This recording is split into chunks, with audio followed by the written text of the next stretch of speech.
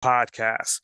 So today we have Simon, and we're going to talk about several different things. But ideally, I think the main thing is that I'm going to talk about his nickname right off the bat. So I'm going to name him the Sprint Boss because, again, when we're talking about branding generally, this guy has done very well with branding throughout everything that he has done, even to the point to where he has a hashtag that has Sprint in it.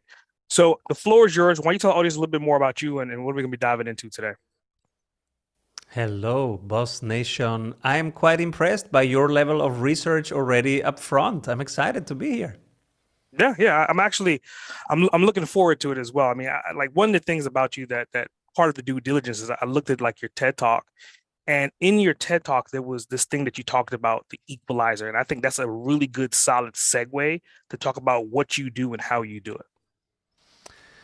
So many of us, we just repeat what other people do. This is how I price because this is how you price in my industry. Have you ever heard that? I hear that all the time. No, I cannot charge more than 20,000 for that because this is how things get priced in my industry. Mhm. If you hear that, you are hearing mimetic behavior. So as a child, we learn by emulating our parents. And that's a healthy part. But when you are an entrepreneur, you don't improve things by emulating others. If there is anybody who has already done it, it's old. You shouldn't do it. That's why benchmarks are actually a non-intelligent thing to look at. Because a benchmark means other people have managed to have 3% costs. So what? I will find a better way. That's entrepreneurship. So if we think of doing what everybody else does versus when they zig, you zag, entrepreneurship is when they zig, you zag.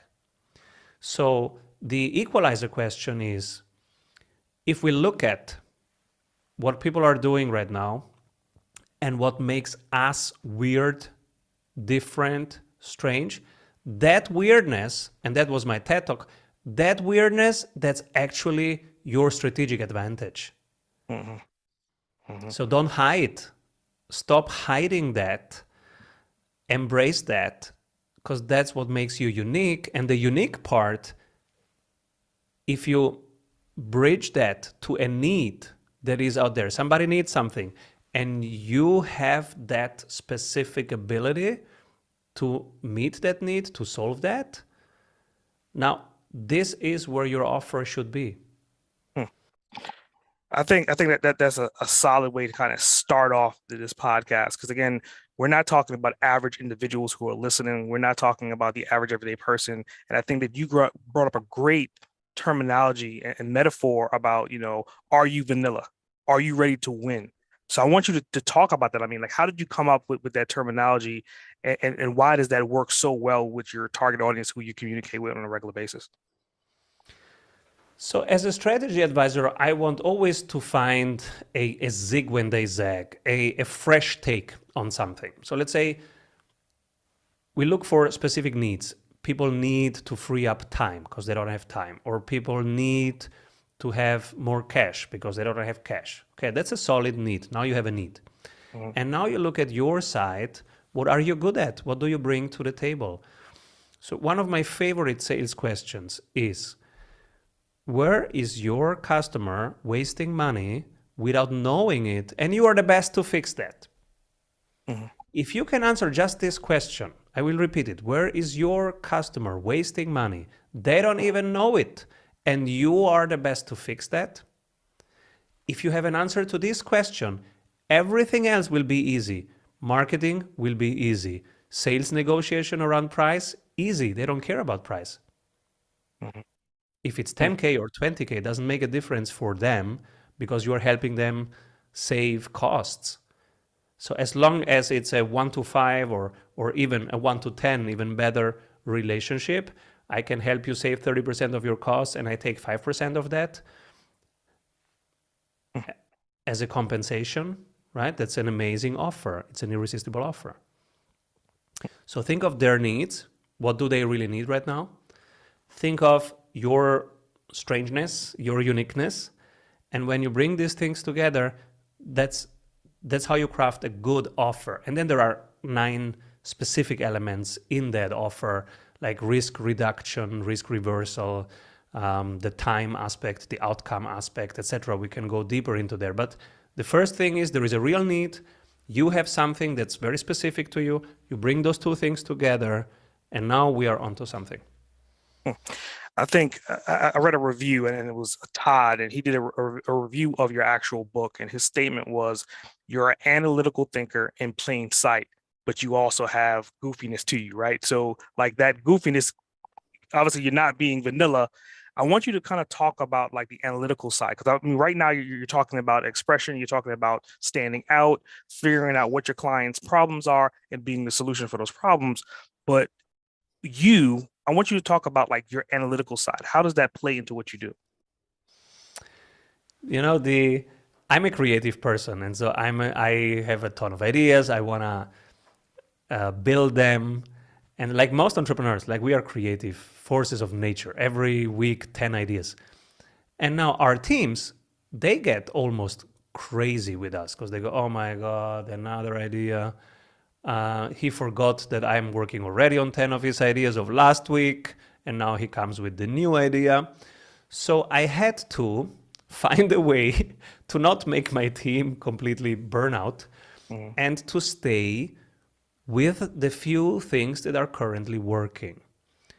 And that's good for every entrepreneur.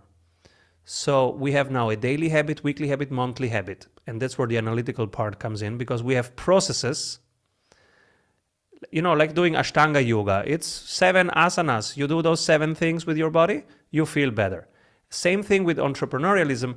There is a proven process on how to find the right client. There is a proven process on how to close deals. There is a proven process on how to follow up without being a pest. For all of these things, there are proven processes. You just pull them together, which I did in the book Strategy Sprints and in the Strategy Sprints University. And now you have those supportive, proven processes and tools. That's the analytical part. So the daily habit, how did I allocate time today? What will I delegate tomorrow? It's a daily habit, and I have a template for it on my iPad. And some of our clients, they print it and they have it on their desk. They literally write down, how did I allocate my time? What will I delegate tomorrow? You do that every day, you will scale your business, and you will get back your time margin, your freedom margin, which is actually why we are entrepreneurs, because we love freedom. We don't become entrepreneurs because we want to run businesses. Running businesses is boring, is stressful. We want to have freedom to do whatever we want to do in a creative way, to express ourselves, to make stuff better. But we want that time freedom, actually. So for that, you need systems and processes. It sounds boring. It's not boring, because it's the foundation for your creativity. And that's why we have 274 blueprints and templates ready for our clients. And the 3 core of them are the daily habit. Then there's the weekly habit, 1 marketing number, 1 sales number, 1 ops number of that week. For example, number of newsletter subscribers this week, number of closed deals in dollars this week, number of referrals from current clients this week, or number of NPS, Net Promoter Score, this week. That's the analytical part. If you pair your creativity, your enthusiasm, your passion with those simple processes that keep you, grounded in what's currently working, the 2 together, that's amazing. Spreadsheet and story, both together. So I think that kind of leads me into like your tagline. You're talking about scale with ease, and I think you said a couple hundred different procedures and documents that you have already built and strategized to make it easier for your clientele, right? So I want you to talk about your book, because in your book, you're actually diving into 12 ways to accelerate growth. So I want you to kind of like illustrate, what does that look like, those 12 steps? Yeah, the sprint is 12 weeks. It's 90 days. And so each week has one focus. Week 1, we want to free up 10 to 14 hours from your time by better organizing, delegating, automating stuff to a software or to people, so that you have now 10 to 14 hours per week to work now not in the business, but on the business. So part of that you will just do, more workout, more family, more friends, more fun. But part of that we will work on the business. So how can we improve form, fit, and function of your sales systems? And you'll go, what is a sales system? The sales that you can do on a repeatable basis, that other people can do while you are on vacation. Oh, I don't have that. I know. That's why we have to build them. And so we map out, because they don't have time for that. They run businesses. So we help them. We map out what they're doing. We find what's working. We find the repeatable parts. We simplify that, and we show them how to automate that with software. And now you have freed up 10 to 14 hours. With that time, then we go to the sales problems. First sales problem. How do you research the right prospect? How do you get the first appointment? So these are the two problems to solve. We show them, we give them literally our sales script and say, use this 5 times. Then they tweak a little bit by what they learn about their people. It becomes their own. Now they have something that's repeatable. Now they can start onboarding appointment setters. Then we go to the closing. Okay, you have appointments now. How do you increase the closing rate of those appointments? We teach them closing technique, sales technique. The 5 things that you have to do, the typical mistakes that they are doing, telling the price too early, talking too much features, not staying in the pain zone enough, all these typical things. We get their recordings and give them one-to-one feedback on those recordings. So now they improve the closing rate. We have now improved the sales time. We are improving now the conversion rate. The last bit that we have to improve is the price that they can charge for the same offer. In order to do that, we have to do positioning. We have to work on their 20 client testimonials, 100 Google reviews. So there are specific steps that we have to do with them. Now we have improved their positioning. With that better positioning, now you can increase price by 25% without losing people, because you have decreased their risk, the buyer's risk, because they see it working and they go, okay, I'm in. Now that we have improved these 3 things by 25%, the revenue of that team now has increased by 99%, because those things compound. And so they have doubled revenue. They have now more cash. And those systems, they stay in place. The sales script, the closing script, all those things, they stay in place. They stay with them. It's now the 90th day. They have doubled revenue. They say, thank you, become a client testimonial, and they run on their own. Some of them say, okay, thank you. You have helped me solve my main sales problems right now and time problems. Can I stick around? Is there a community? And so we now have also a community where they can hang out with other entrepreneurs like them. And I'm also one of them. And we hang out and we have fun, because entrepreneurship is a long, long journey. So, and it's cool to hang out, from LA to Singapore, and to see different perspectives and to get challenged and supported. So that's the 12 weeks. After the 12 weeks, they have now systems that continue working. Some of them stay for the community. Some of them just enjoy a business with less headache. I think you brought up a really key word that you said a couple of times in that last statement, which was community. And you did a video, I think it was on either Twitter or Instagram, about you hiring a community manager. So I want you to kind of talk about that for a little bit, like with the word community, and you're building out your environment.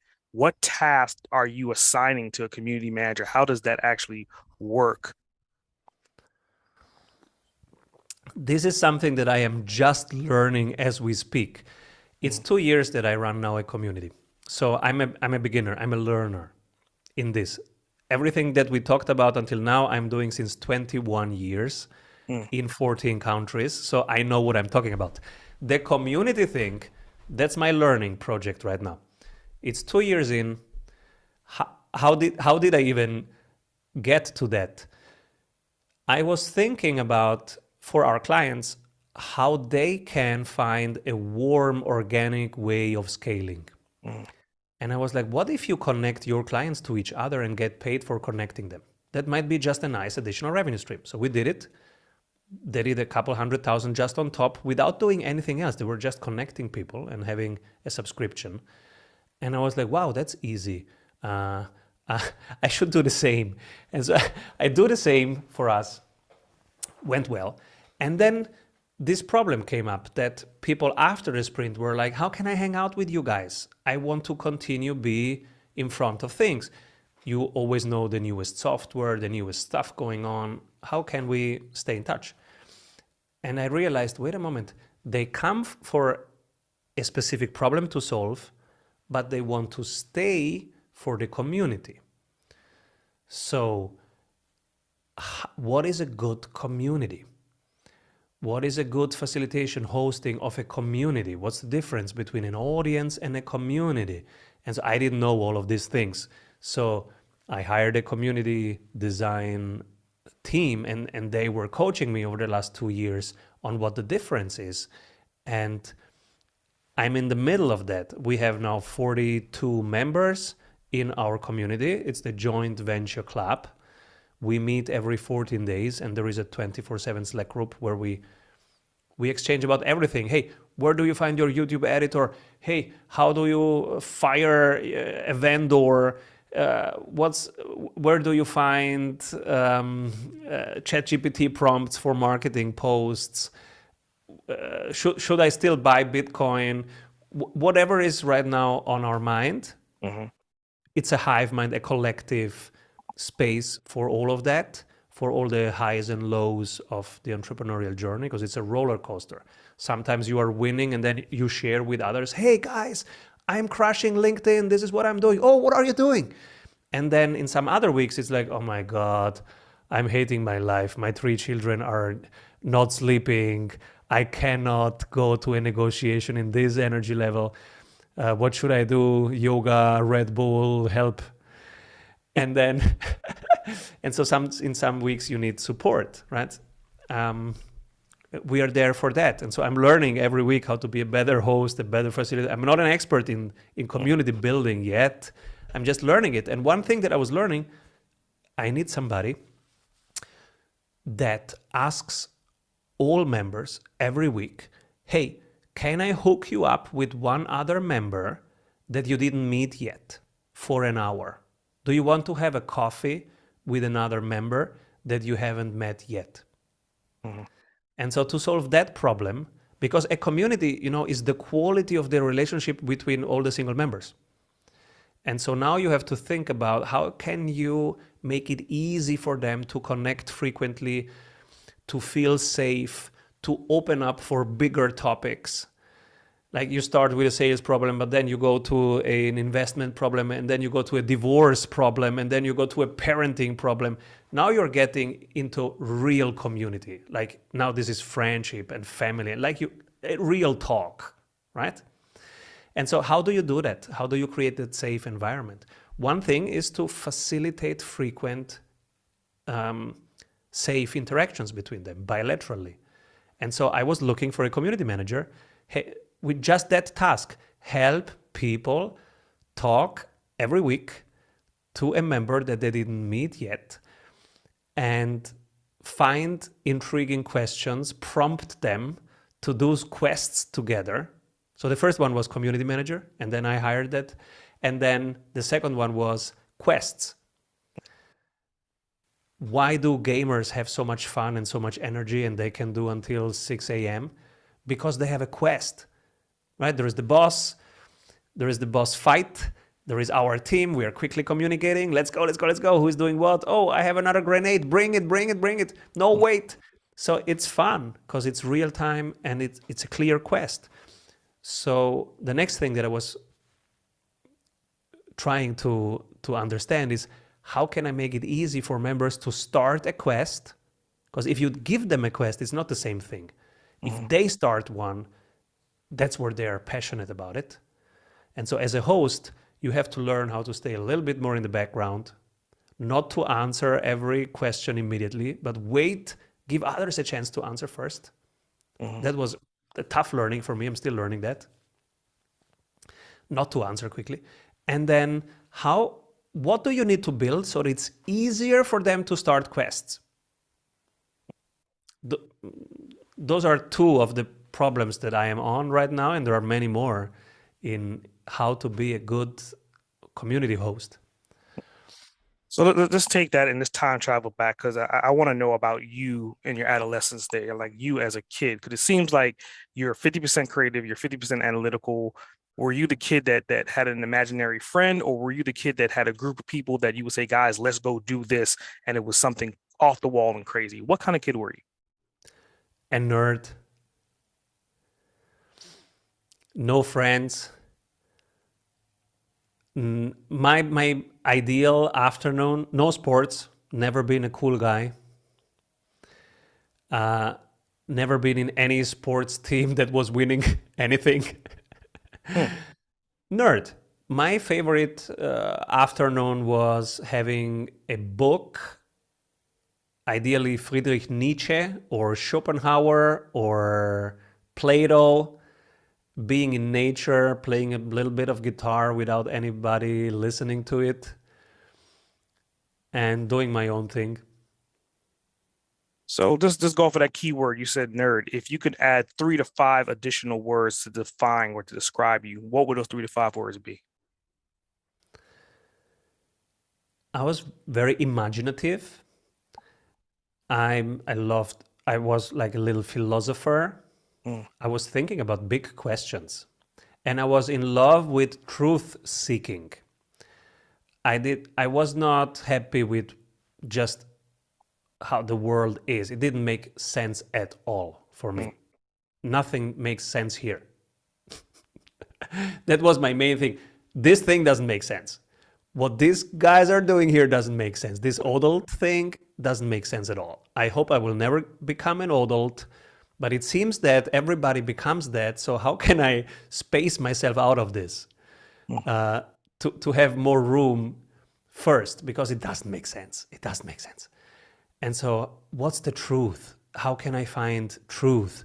And this is why reading philosophers was so helpful for me, because I had a friend, Friedrich Nietzsche, who had the same questions. What is truth? Why is nobody so much in love with the truth? And what is the opposite of truth? And how do you find your truth?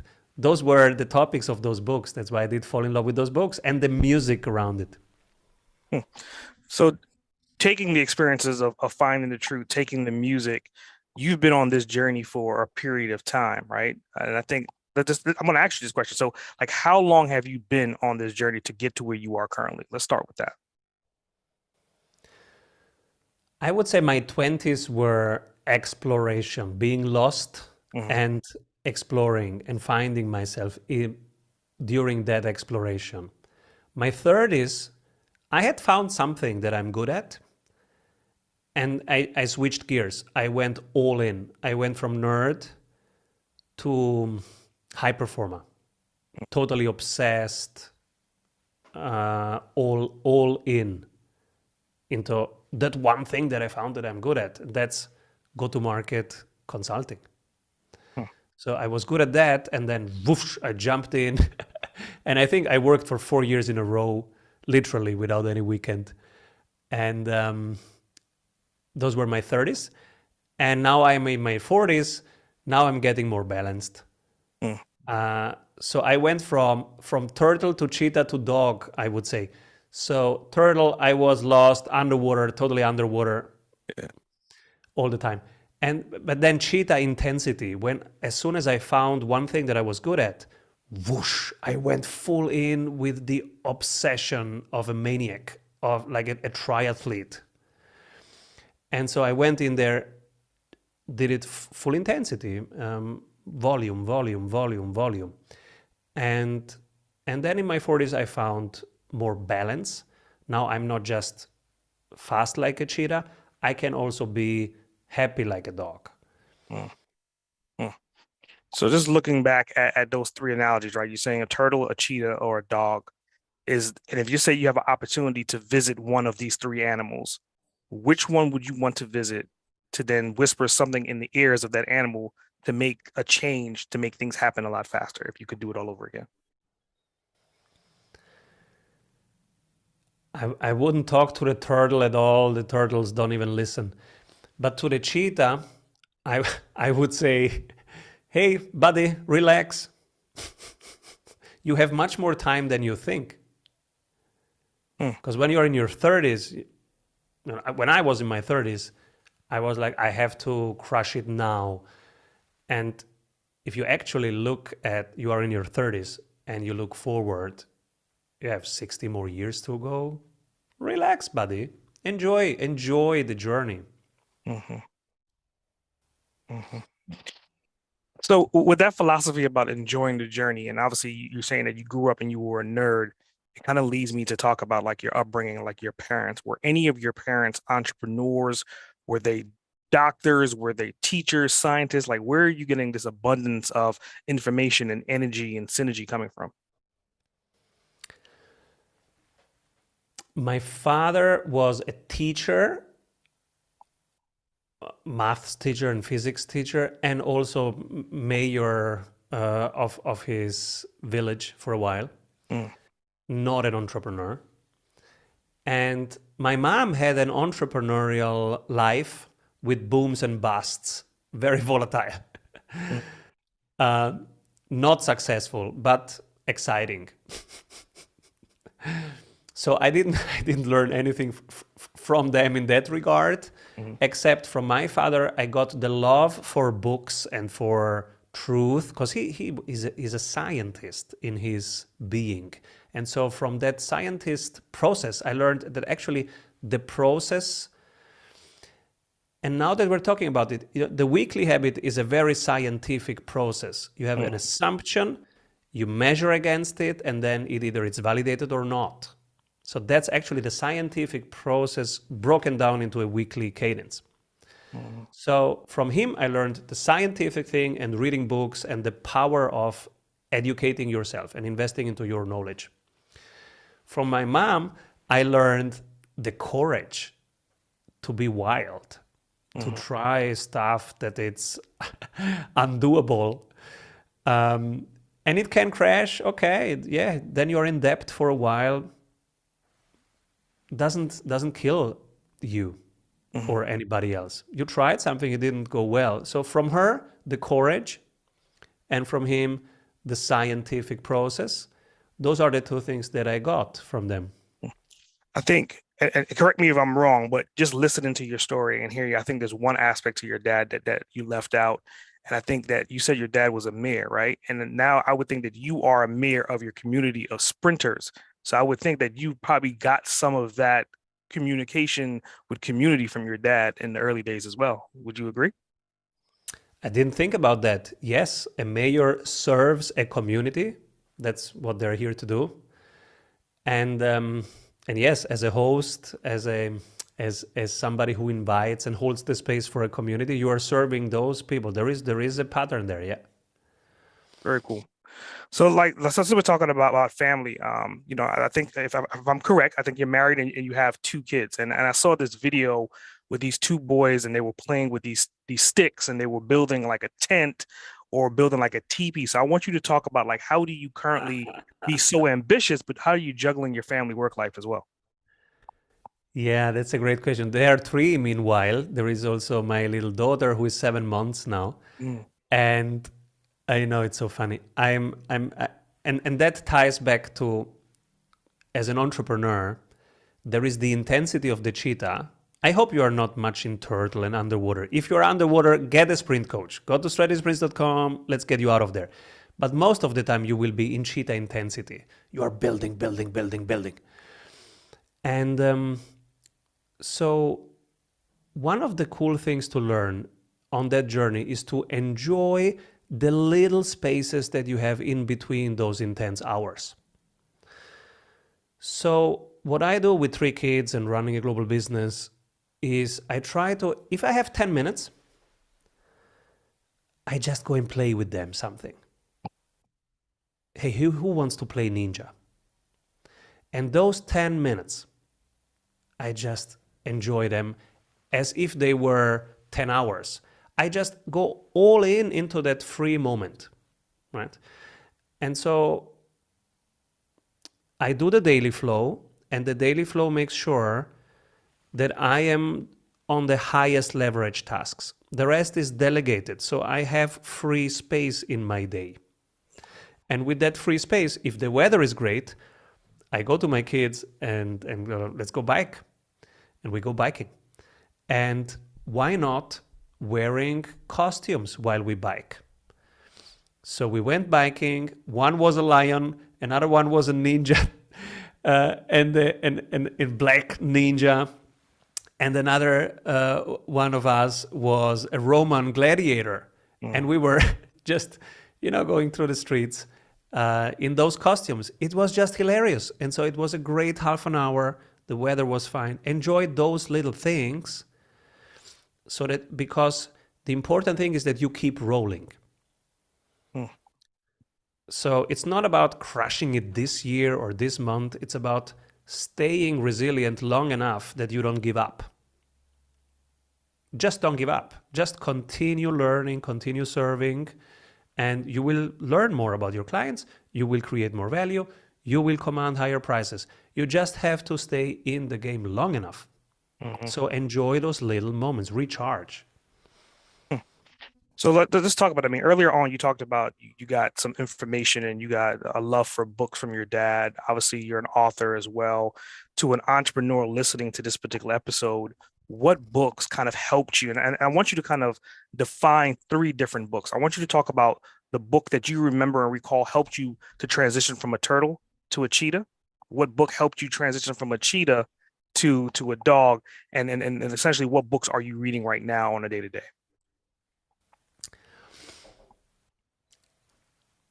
Wondering if a book helped me get out of cheetah, of turtle mode. What actually helped me get out of turtle mode was hiring a business coach. And he said, Simon, you should be 2 levels above fulfillment. And I said, what's that? And he didn't have a book and he didn't have a method, but he said, you have to fire yourself from operations. And then you need to lead the operations. And I was like, how do I do that? And he said, let's find out. So let's map what you're doing and bit by bit delegate it. And so there wasn't a book. That's why I wrote then the book about it. And then in cheetah mode, many things have helped me, and they are mainly around philosophy and spirituality.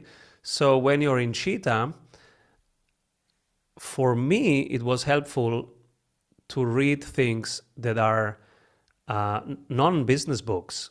So I read Schopenhauer, I read Meister Eckhart, I read Osho, I read Rumi. I read things that are not business related and not temporary. They are kind of eternal topics, like poetry, philosophy, eternal topics. It's about love. It's about feeling complete. It's about longing for connection, the eternal topics. So that's what helps me in cheetah. When I'm in this intensity, then I make sure that I read 1 hour of poetry or 1 hour of philosophy. So taking it from books to software. Earlier on, you talk about in your community, people wanted to be in your community for multiple different reasons, but one of the reasons is because you're always up to par with what software is going on or what's the new tools, right? So on a day-to-day basis, what tools do you use that you would not be able to do what you do if you didn't have access to? Oh, which tools we don't use? So our biggest budget expense per month is software, because we are 85% automated. Everything that's boring is done by a software in our house. Yes. And so everything that software can do, a human shouldn't be doing. So we have a central piece that it's called Make. It was Integromat by Google, and it's now called Make. And it's similar to Zapier or IFTTT. It can coordinate other software. So it says, when somebody downloads something on your website, create a spreadsheet with their details. And then it says, and tell the spreadsheet to send a message to Slack, call that person they just downloaded a big thing from your website for the 5th time in this week. And so that goes to Slack, and that tags somebody on the sales team to call them. Mm. And this is one example, and we have hundreds of those things. So everything, somebody pays, so the client folder gets created, the onboarding sequence is sent out. All these things that you can automate because they are repeated. Sales, you can automate 85%. Client delivery, you can automate 85%. So all those things are automated. And the main thing is a software telling other softwares to do something now. So there is a trigger, and then we connect all other softwares. Yeah. I mean, I love it. I definitely preach and speak the same language of, it's the creative mind figuring out the engineering of how to make things easier to deliver with higher value with quicker responses. And once you figure that out, it becomes a gold mine because most people don't have the adapt to sit down and figure out these nuances. So I definitely commend you for that. I mean, 85% of your production being automated, most people are at like 2%, right? So going into that, right? Like if the listener is listening right now and this listener is your ideal avatar, what words of wisdom would you like to tell them insightfully to allow them to progress through the stages of being a turtle, a cheetah, and becoming a dog?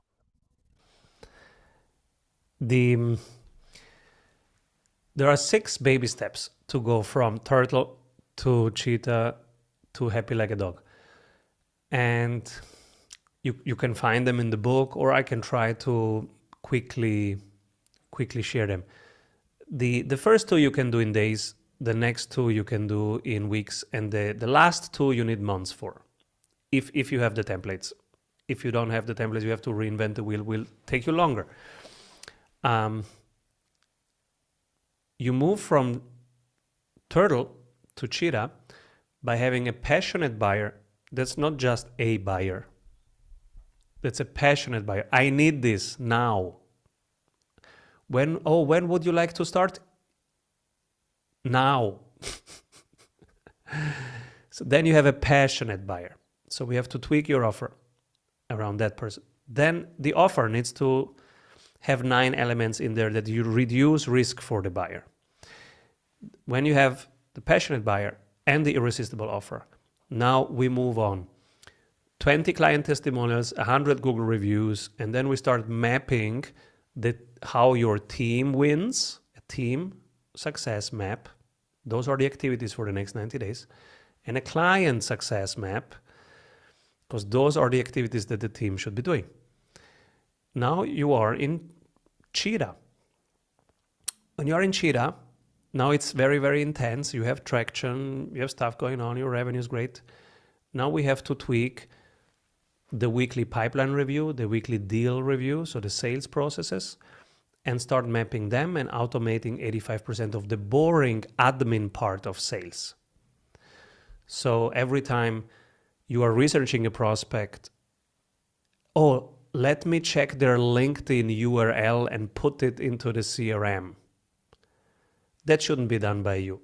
Those are the 85% boring stuff that need to be automated.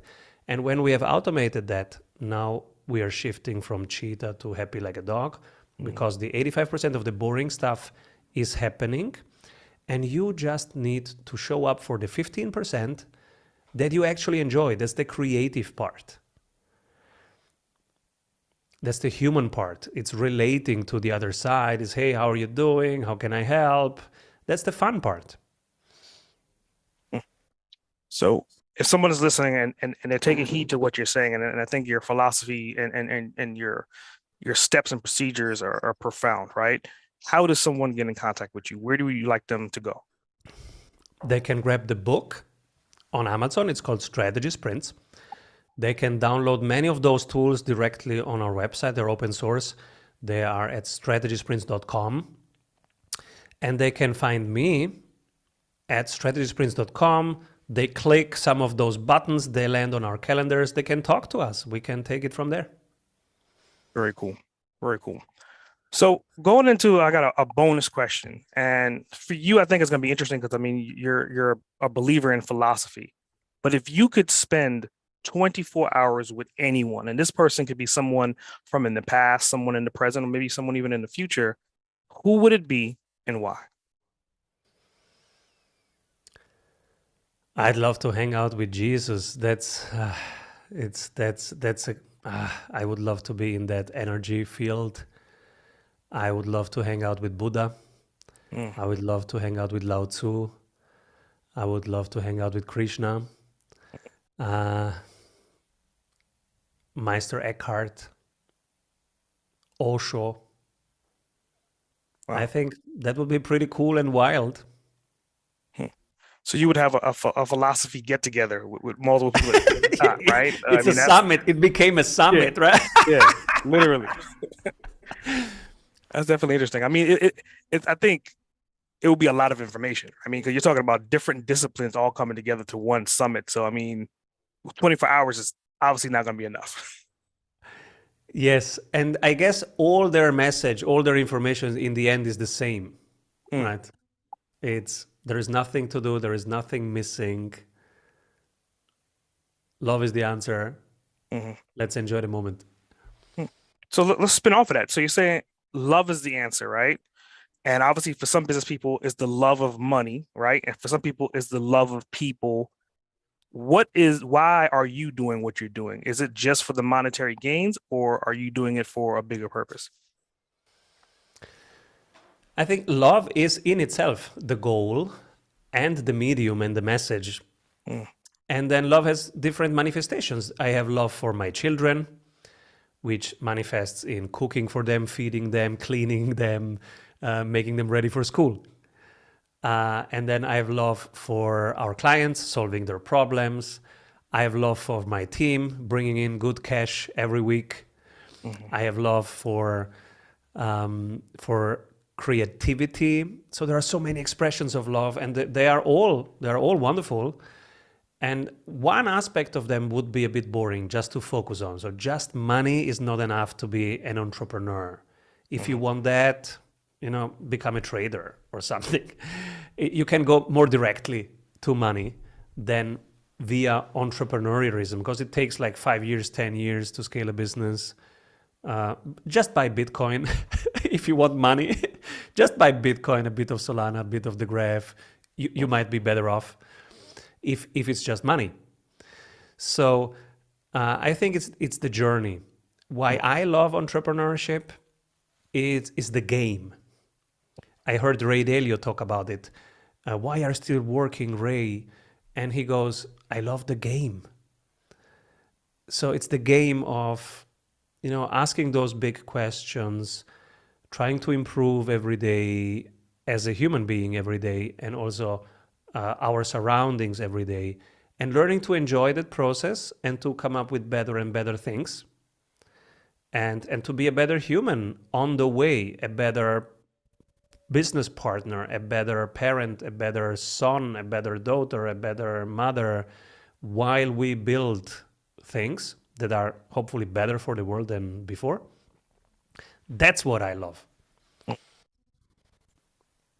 Definitely interesting. I mean, I definitely appreciate you taking time out your busy schedule to be here today. For the listeners that you don't realize, like this is like what episode number 3 today for you, number 4. How many podcasts you been on today so far? This is number 5. I'm now jumping to number 6. Number 6. Yep.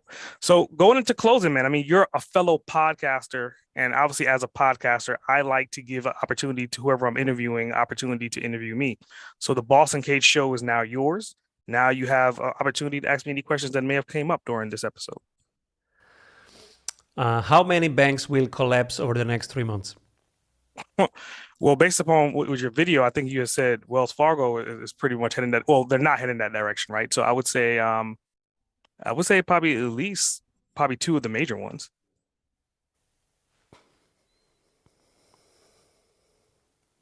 I think that Buckle was up. an interesting question because I mean you had brought up in a video talking about Wells Fargo moving out of the real estate business. Yeah. That's fascinating that the number one in their field decides to exit the field. Mm, And now think about your offer, your service in your field. Most of us are not number one in their field. We are number 300, 3,000, and we still fight. And they go, no, no, no, I'm number one. Thanks. I did my thing. I'm out here. Because there is nothing more to win in a game that in itself is spiraling down. So they say mortgage, the cost of money is so high. I don't want to play a game where the whole thing spirals down and I am the winner in a down spiral. No, thanks. Let me win somewhere else. So that was fascinating to me. That's why I did a quick video and say, guys, if the number one gets out, well, first, brace yourself for what will happen in the real estate sector in the next months in the US.